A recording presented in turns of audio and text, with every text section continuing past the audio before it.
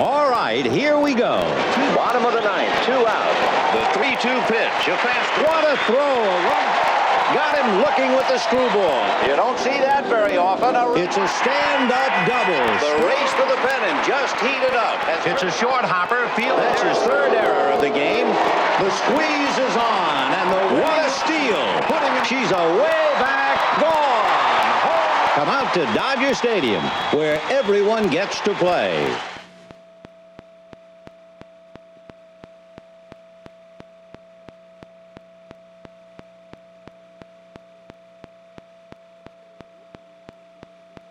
You're so lucky that you're going to be able to learn so much about the game of baseball. Get that butt down.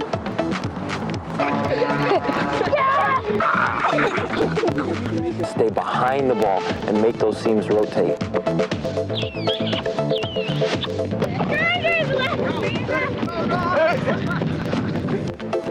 All right, outstanding. Practice, practice, practice. The number one thing in bunting, only bunt strikes. Up front, soft. Oh, thank you. You always want to get down on one knee, block the ball, keep the ball in front of you. That was a perfect pass. Yeah, that would be it. Give me 5. All right. It's time for the Dodgers Grand Slam Jam 1, pitching, starring Dodgers pitcher Orel Hershiser, plus a rap session with another Dodgers pitcher, Ramon Martinez. And our host, Dodgers manager, Tommy Lasorda. Big save! Where's the ball? He's out! And now, here's Tommy. Hi, kids. Hi, kids. Hi, kids. Hi, Tommy. How's everybody today? Good. All right. Pitching is a very, very important part of the game because he's the guy that throws the ball more than anybody on the team. And to be a pitcher, you have to be intelligent, you have to be strong, and you have to be willing to want to challenge the batters. We're going to have the honor and the privilege of listening to Bulldog Orel Hershiser. And even later on, you might get the opportunity to meet Ramon Martinez. Say, I believe I'm going to play in the big leagues. I feel enthusiastic. And how about the magic words? I love the Dodgers. All right. Everyone knows that Orel Hershiser is a great pitcher for the Dodgers. But you know what? He's also a great guy. We discovered that when he took time out to sit down and give us the lowdown on how we could become a pitcher. One who someday might be as successful as he is.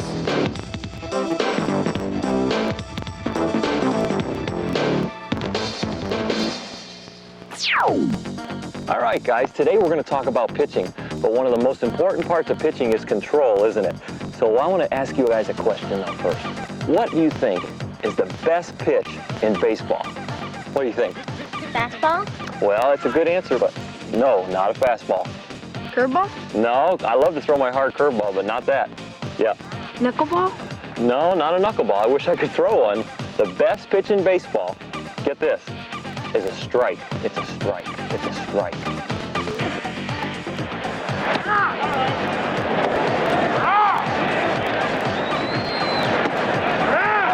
If we don't throw this ball over the plate, then we can't get him out. So we're going to talk about pitching today, and the most important thing we're going to talk about is where this little white thing goes. Some guys can throw it fast, some guys can throw it slow, but everybody's got to throw it over the plate and get a strike. So that's what we're going to work on. Well, before we work on that, let's get to know some of the Dodgers on the team this year, starting with the starting pitchers.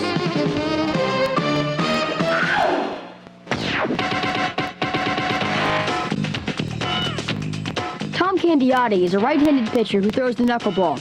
That's the pitch that seems to have a mind of its own and leaves the hitters swinging at air.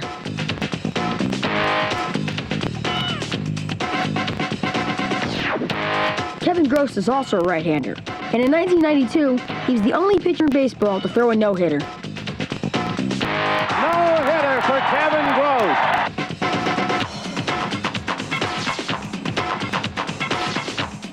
Pedro Estachio is still another right-hander for the Dodgers. Pedro's from the Dominican Republic.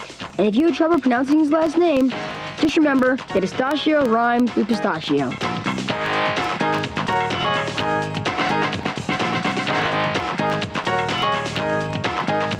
And then there's Ramon Martinez, also a right-hander. In 1990, Ramon struck out 18 batters in one game to tie Sandy Koufax for the all-time Dodgers record. That was also the year Ramon won 20 games for the Dodgers. We had some questions for Ramon, and Ramon had some answers. Ramon, what was your biggest thrill? Well, my biggest thrill was the first time when I pitched at Dodger Stadium. That was 1984 when I played with the Olympic team. That was not the most emotional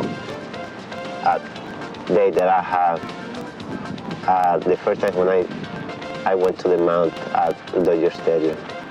How fast could you pitch a ball? I can throw like around 93, 95 miles per hour. One of the first things you have to do before you throw a baseball is you have to hold it. And there's two basic ways that I want to teach you guys how to hold this ball. One is across the seams. If you throw the ball across the seams, you've got all four seams working for you to keep this ball straight.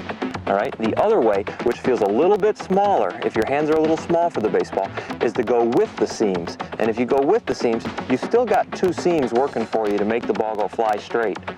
But it makes the ball feel a little bit smaller. Elizabeth, let me see your hand. See, I could throw the ball across the seams or with the seams because I've got big hands. Yeah. But for you, I think with the seams is probably better. All right? Now, the other thing about the grip is that a lot of kids ask me, how do you throw a curveball? Well, at your age, I don't think I would want to teach you how to throw a curveball. You know, when I was growing up, I hurt my arm, I hurt my elbow throwing a curveball too soon. And I think it's better if we just stay away from that pitch. But one thing that happens to little guys and girls is that they happen to twist the ball. And you know, I took a dot and I put a dot on this baseball. And when you take your cross seam grip, okay, and when you're gonna throw the ball, I want you to pretend like that dot goes right through to the catcher's mitt, all right? So you're throwing right through that dot. I don't want you to twist that dot at all and to make it move, because a lot of kids have a tendency to like twist it or go like this. But to get all of your great arm action and arm speed with a good grip, stay right behind it and make that dot go straight through. All right? You guys get it? Yeah. All right, great. And now it's time for Kids Corner. Today's question, what's inside a baseball? Like a wood baseball or metal baseball? Styrofoam, round rubber, wood, cement. I think what's inside a baseball is lots and lots of yarn rolled up in a ball. Metal. No, not metal. Tell him, Luke, what's inside a baseball? Well, a baseball is wound up with some string, and there's two layers of string, and then on the outside, in the middle is a rubber core, and then on the outside is a leather cover that's sewn up with red, tiny string.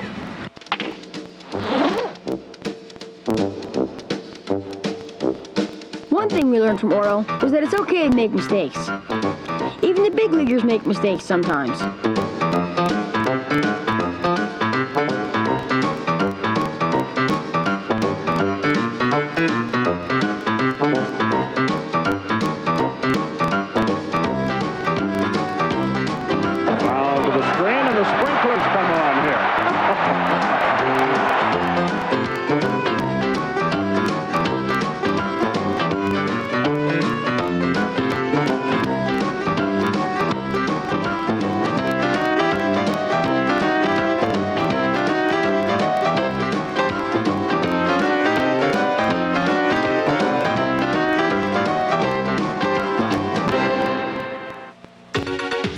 Okay, everybody, now we're going to talk about the windup.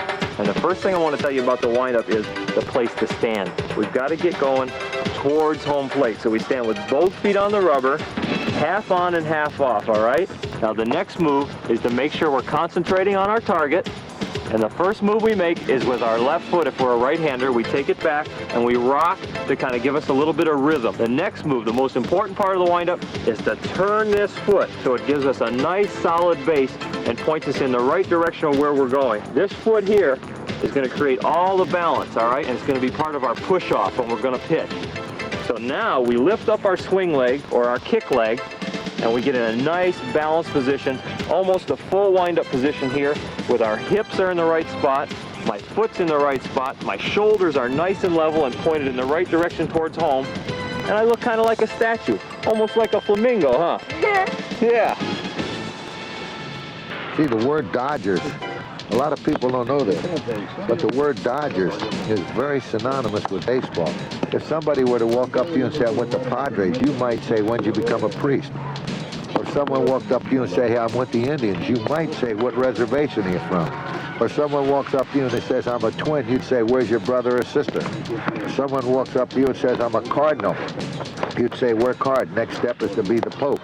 But when someone walks up to you and says, I'm with the Dodgers, you know immediately they're in Major League Baseball. And now let's go back to Ramon. Ramon, what country do you come from? I come from Dominican Republic. What is baseball like there? Well, that's a big sport because everybody plays play baseball over there. Who's your hero?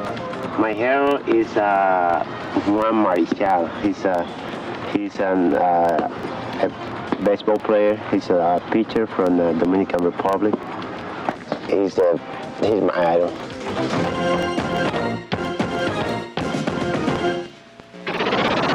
And now let's meet some of the Dodgers relievers, the guys who come in from the bullpen.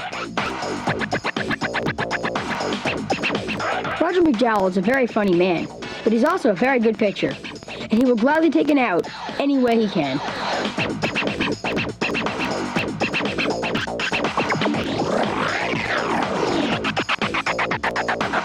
Jim Gott is a right-handed pitcher whose job it is to come in around the 6th or 7th inning and hold the fort. Jim's got a lot to do.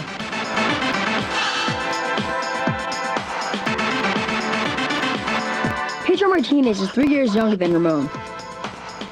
Pedro and Ramon have another brother named Jesus, who pitches for the Dodgers in the minor leagues.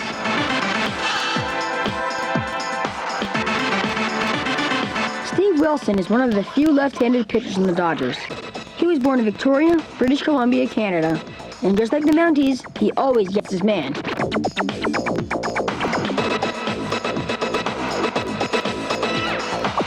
Then there's Todd Orel, the stopper. Todd's the guy who shuts him down when the Dodgers need to preserve a lead. And now, let's go back to Orel. All right, everybody, something terrible has happened. Somebody has gotten on base, and they're on first base. We weren't perfect, and we got somebody on base. Now, in some of your leagues, we're going to have to learn about the stretch position. Well, to get into stretch position, we want to get that foot, that back foot in that nice stable position in front of the rubber again. We want to get our kick leg about shoulders width apart and get a nice, easy balance. We want to take the ball and rest it on our back leg, take the glove and rest it on our front leg. And now we're all ready to get the signal from the catcher and again get ready to bring our arms and our hands together to our set position to get ready to throw the ball. So here we go. We bring them both up together. We slide our foot a little closer together, not all the way back, not all the way back in here where you'd lose your balance, but just a little bit right in here so you'd be nice and balanced and ready to go. And now I do one thing before I deliver the ball home. What do I have to do? Check the run at first. Very good. We're going to look over there to first base and make sure that runner hadn't gotten off too far. After we see that, now we can concentrate on home plate and go directly to home. So we get back into that balanced position, and we've got everything ready to go. The hips and the foot and the shoulders are all ready to go again, and we get ready to deliver the ball. What do I look like here? A flamingo. You got it. Now it's time for Great Dodgers Moments. Starring our guy, Orel Hershiser. It was in 1988, and Orel was on the verge of breaking former Dodger Don Drysdale's Major League record of 58 straight innings without giving up a run. And the 1-2 pitch is swung on, a fly ball to right. Gonzalez backs up, he's got it, and Hershiser has the record. The Dodgers now are going to go all out to greet him.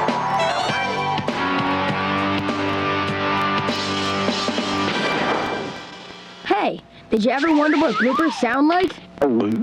Well, just listen.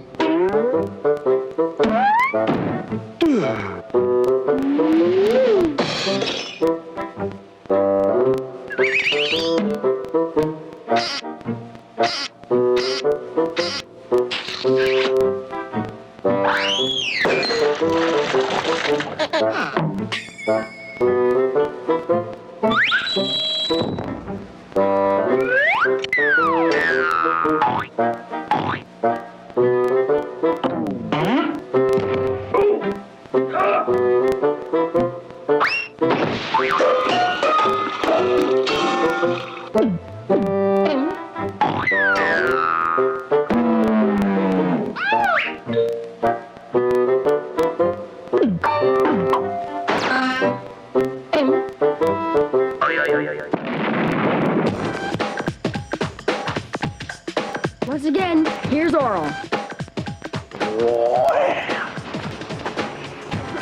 All right, I don't know where you guys have been. Oh, I was about to fall over.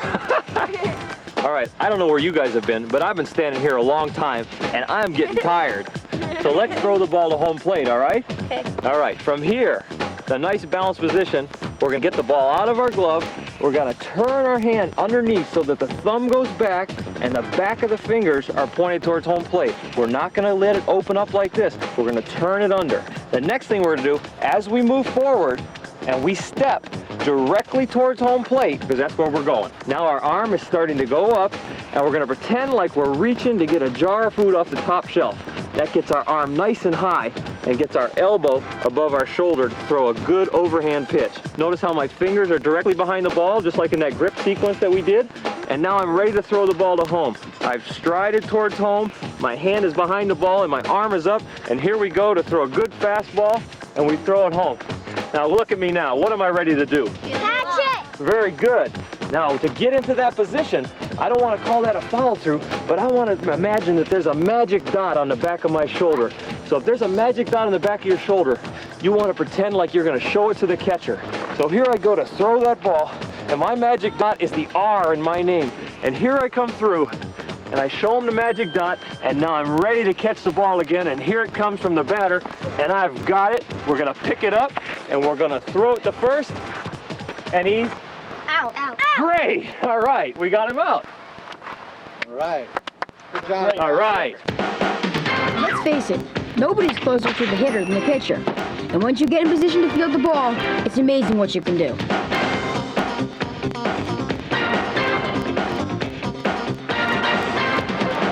Avery, I don't know if he can do it. He can do it.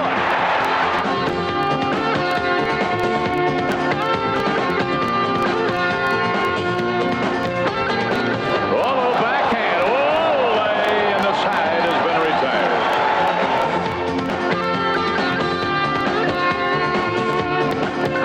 And the 1-2 pitch is hit back to Hershiser. Should have a double play. Down to Harris. The double up Girardi.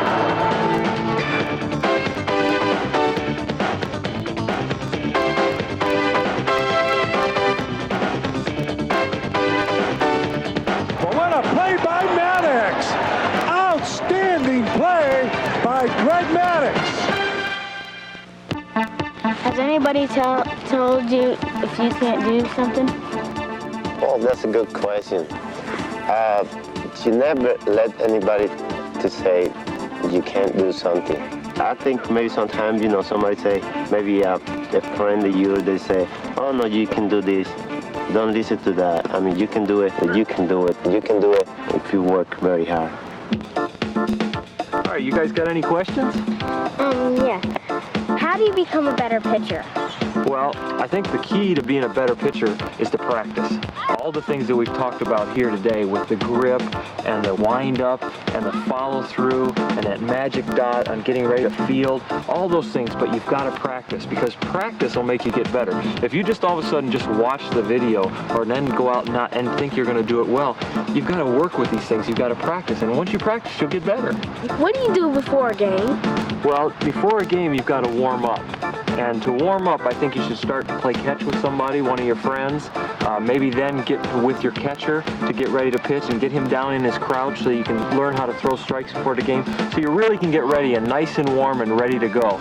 You got a question? Yeah, I got one. What do you do when you can't throw strikes? Well, when you can't throw strikes, like in the game, and you're having trouble, I think the thing that you've got to concentrate on in the game is to really concentrate on the target. There's a lot of distraction going on. Mom and Dad are in the stands watching, everybody's cheering cheering, you know, your teammates are rooting for you, and you really got to concentrate on the catcher's glove and all the things that you've practiced. And if you do the things you practiced and then you concentrate, I think you really can execute. You can do the things you want to do, which is to throw the strikes and to get the ball over the plate. You guys have been great, and this has been a lot of fun, and I'm glad we did this. Strike. Make that dot go straight through. We want to look at Thanks, Orel. You've been great, too. The first, the flamingo. Well, I bet you're all happy. You learned pitching from one of the best, Orel Bulldog Hershiser. Did you learn something from him? Yeah. And how about Ramon? You got a chance to talk to Ramon. Wasn't that great? Two of the great ones in the game today. How lucky can you be? You got to remember another thing. You got to work hard. Whatever your goals are in life, you go after them and you work hard.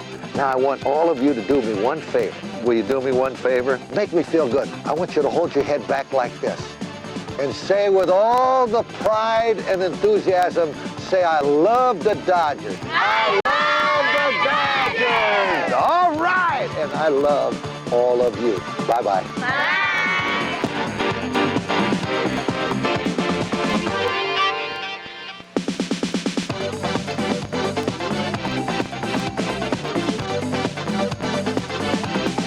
Ready? 10 foot. Here we go.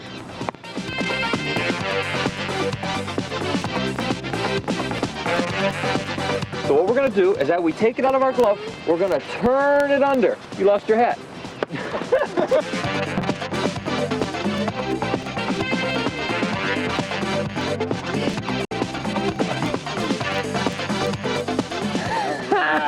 All right.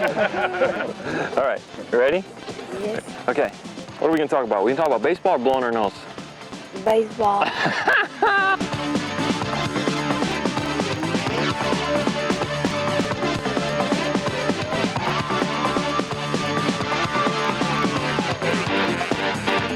Did you guys have to say we love the Dodgers? Yeah. Okay, well, he teaches all the kids to raise their chin up real high and say we love the Dodgers.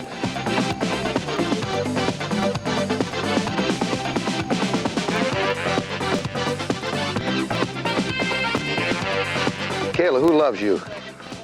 Uncle Tom loves you, and don't you ever forget it. You can walk down any street in these great United States, Kayla, and you can stop on any street corner, and you can raise your head up like this, and you can say it and shout it, my Uncle Tom, the manager of the Dodgers, loves me.